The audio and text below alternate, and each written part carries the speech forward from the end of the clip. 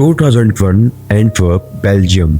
सुबह का वक्त था, सड़कों पर खामोशी छाई हुई थी। यूरोप का सबसे अमीर इलाका, डायमंड डिस्ट्रिक्ट, जहां हर बिल्डिंग के अंदर करोड़ों डॉलर के हीरे एक हाथ से दूसरे हाथ तक गुजरते थे। एक शहर जहां लोग अलग जुबान बोलते थे पर समझते सिर्फ एक, पैसे की जुबान।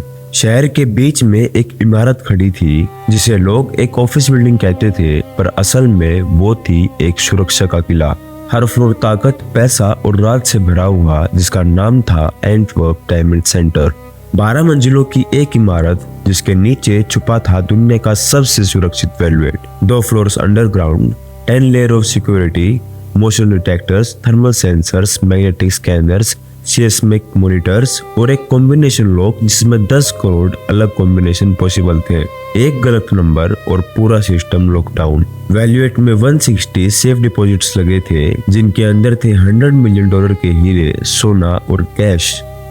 सिक्योरिटी चीफ हेनरी वैन डेवरडेंट लोगों से कहते थे, ये वैल्यूएट दुनिया में कोई नहीं खोल सकता। और रियलिटी में हर सिस्टम इतना केयरफुली डिजाइन था कि एरर का कोई चांस ही नहीं लगता था।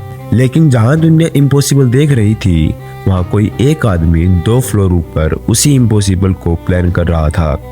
2001 बेल्जियम। एक आदमी ट्रेन से उतरता है, महंगा सूट, हाथ में एक ब्रीफ केस और चेहरे पर पूरी तसल्ली, जिसका नाम है लियोनार्डो नोटार्बेटेलो। दिखने में एक बिजनेसमैन था, पर असल में इटली का सबसे सक्सेसफुल ज्वेलरी थीफ।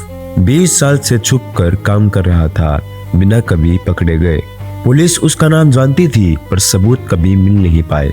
और अब वो आया एंटवर्प, दुनिया का सबसे सुरक्षित वैल्यूएट को देखने। पहले उसने अपनी पहचान बनाई एक जेम डीलर के रूप में। उन्होंने इसी बिल्डिंग में एक ऑफिस लिया जिसमें वैल्यूएट था। स्वीट 478, छोटा सा ऑफिस पर लीगल एंट्री का पास। ये चाबी थी उसकी एक्सेस की। बिल्डिंग के अंदर घुसकर वो सब कुछ देख सकता था जो आम आदमी से छुपा रहता। हर सुबह वो बिल्डिंग में गेट से अंदर घुसता, बैज स्वाइप करता और सीधा अपने ऑफिस की तरफ चलता।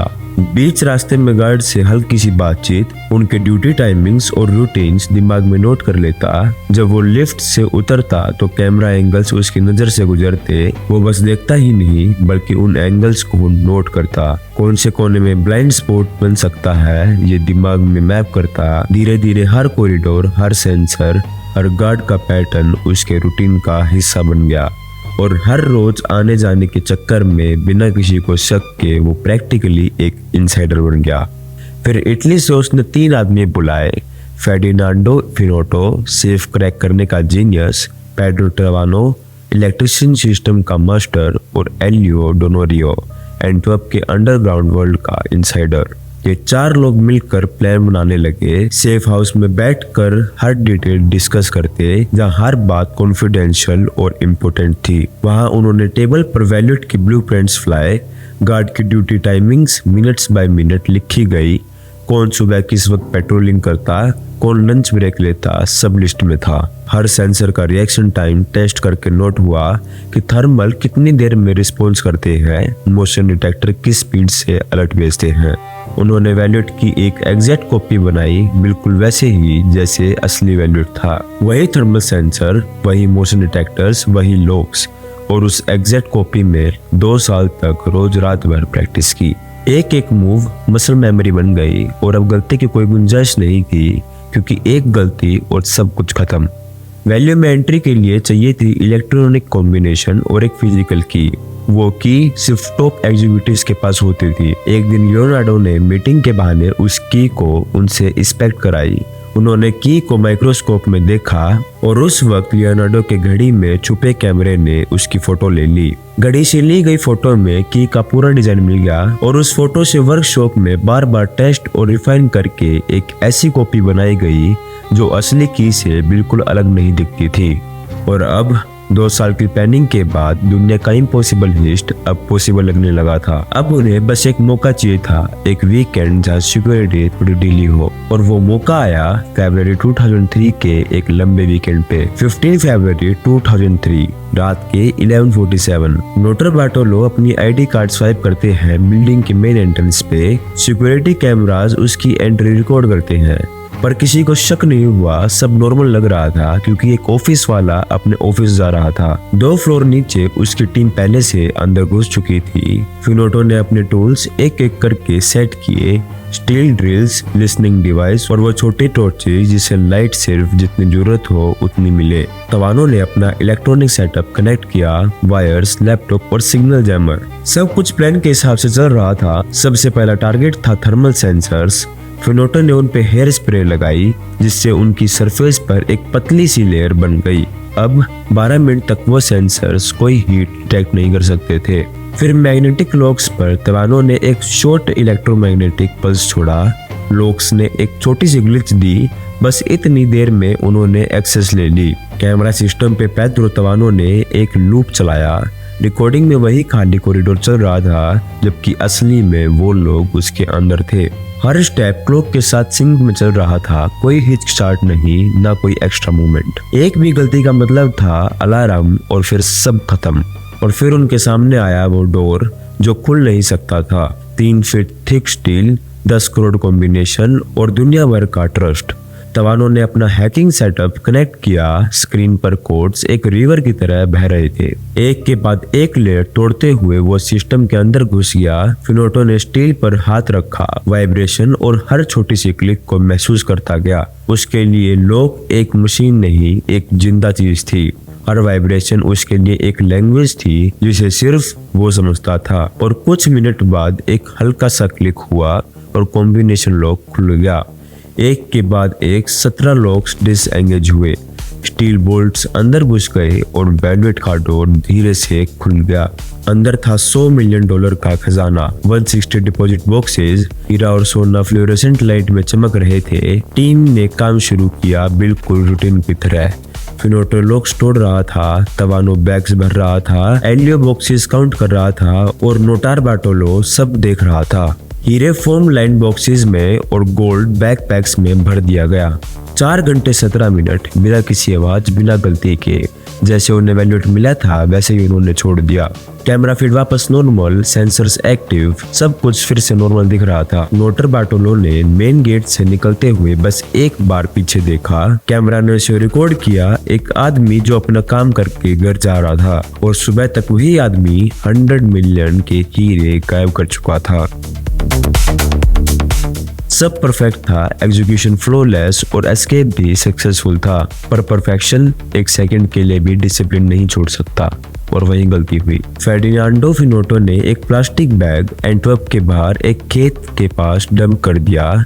सिर्फ एक बैग जो 3 दिन बाद एक फार्मर को मिला। बैग में जो मिला वो सिर्फ कचरा नहीं था, ग्लस पर उंगलियों के निशान थे और टेप पे चिपकी हुई प्रिंट्स। खाने के डब्बे जिसमें से डीएनए निकल सकता था और कुछ हाथ से लिखे नोट्स जिसमें टारगेट की टेक्निकल डिटेल्स, टाइमिंग्स, कोड्स जैसी चीजें थी।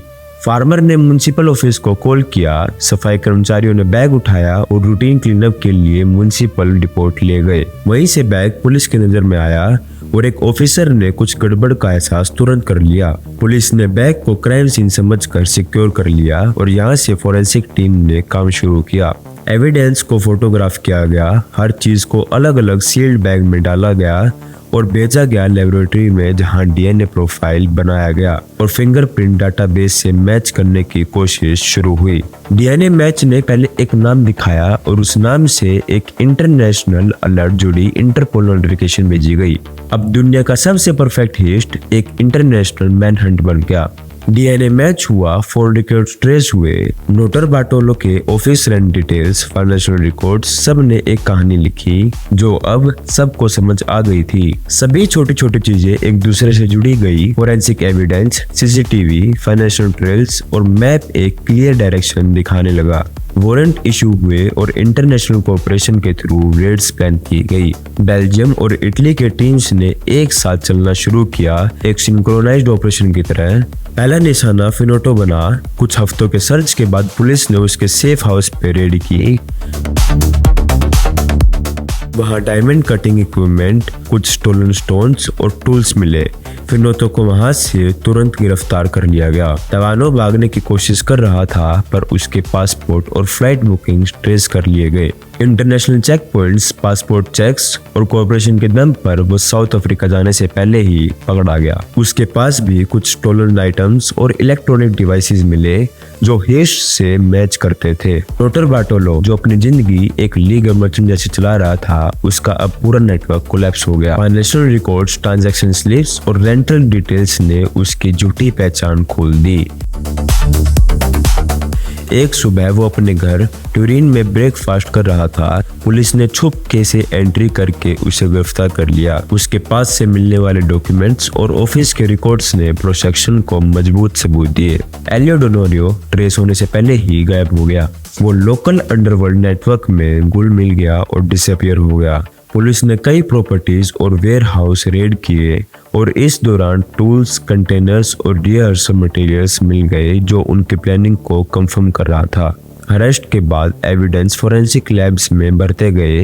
Handwriting matches, adhesive traces, DNA links और सीज्ड डायमंड का जेम मैचिंग सब एक दूसरे से मिल गए। इंटरपोल, बेल्जियन और इटालियन कोर्ट्स के बीच एक्स्ट्राडिक्शन पेपर चले और सस्पेक्ट को कोर्ट में पेश किया गया।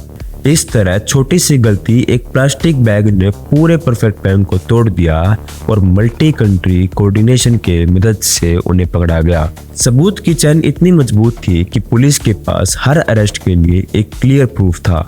2005 में नोटर बार्टोलो को 10 साल की सजा मिली, बाकी तीनों को 5 साल, और आज तक 95% डायमंड्स कभी वापस नहीं मिले। हीस्ट के बाद डायमंड्स का ट्रैक तोड़ दिया गया था। क्रू ने केयरफुली उन्हें अलग अलग चैनल से मूव करवाया, ब्लैक मार्केट, प्राइवेट कलेक्टर्स और स्मगलिंग नेटवर्क्स के थ्रू। हर डायमंड का ओरिजिन और ओनर का रिकॉर्ड डेलिबरेटली हाइड कर दिया गया। अथॉरिटीज के पास फिजिकल डायमंड तक का डायरेक्ट एक्सेस ही नहीं था। जो कुछ एविडेंस मिला वो सिर्फ प्लानिंग्स और टूल्स तक लिमिटेड था। इसका मतलब जो वेल्थ डायरेक्टली स्टील हुई थी अब वो अनट्रेसेबल हो गई थी। स्मॉल ट्रेडर्स और फैमिलीज का लॉस परमानेंट हो गया और पुलिस के एफर्ट्स के बावजूद 95% स्टोन्स रिकवर नहीं हो पाए। यानी परफेक्शन के साथ प्लान एग्जीक्यूट हुआ, लेकिन स्टोलन गुड्स का डिफ्यूजन और सेक्रेसी ने डायमंड्स को परमानेंटली डिसअपियर कर दिया। छोटे ज्वेलर्स बर्बाद हो गए क्योंकि वैल्यूएट इंश्योर्ड नहीं था। उन्होंने सोचा था दुनिया का सबसे सेफ वैल्यूएट उनका पैसा बचाएगा,